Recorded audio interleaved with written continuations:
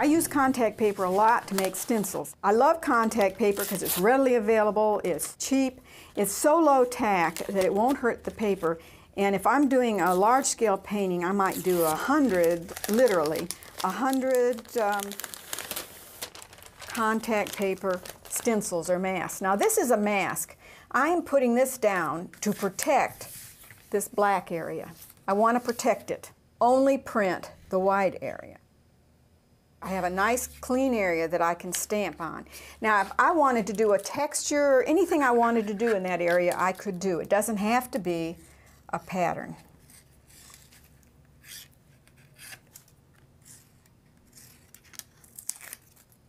You can see how quick this is. And if you have a little place that's not covered, you just patch it.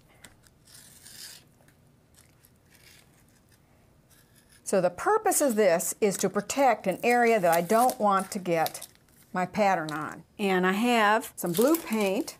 So I'm going to have this stencil, and I just put it down.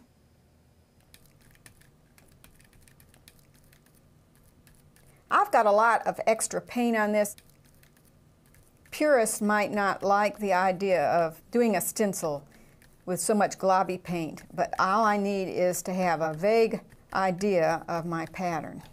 And then I can paint over it and make it perfect, if I want it perfect. But I got it pretty perfect anyway, except I missed a spot. I don't have to worry about my figure because it's covered. Now, one of the problems with stencils is that they can get dirty and then you have to clean the back.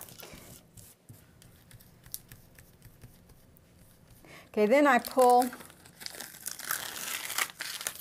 this off and my black is protected. Notice how bold this is. I want it to be part of the background. So when it dries, I will push it back and draw on it and do all kinds of work on the texture. What is important is the fact that I've done the mask that protects my figure. But what if I have the opposite desire, and that is to fill a shape? To see the difference in protecting an area and filling a shape. Once again, I use contact paper for this. Normally I wouldn't worry too much about this extra, but I want to use it on the bottom here. See how easy it is? It just cuts very easily, and yet it's quite low tack, so it comes off easily too. Now you couldn't use watercolor on this and expect it to not go underneath the plastic, but just about any other paint will do fine. One reason I like cosmetic sponges is because it doesn't push the paint underneath the plastic.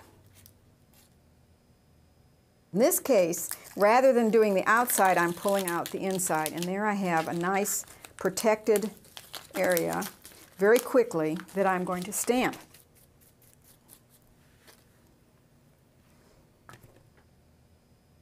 Now this paper is sort of hard and the table is sort of hard.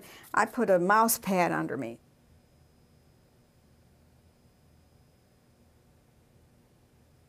I can do this very fast because I have the mask down, or in this case it's a stencil down, but it's not nearly as fast as it would be if I were just collaging it, just sticking paper down.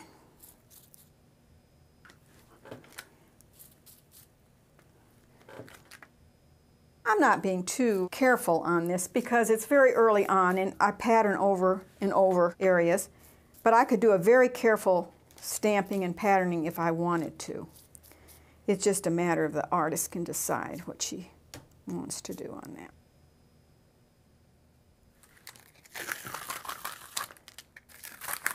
Let me see, so everything has been protected. And this works if you're doing a painting and you want to do one small area on an advanced painting. This is not just a beginning technique.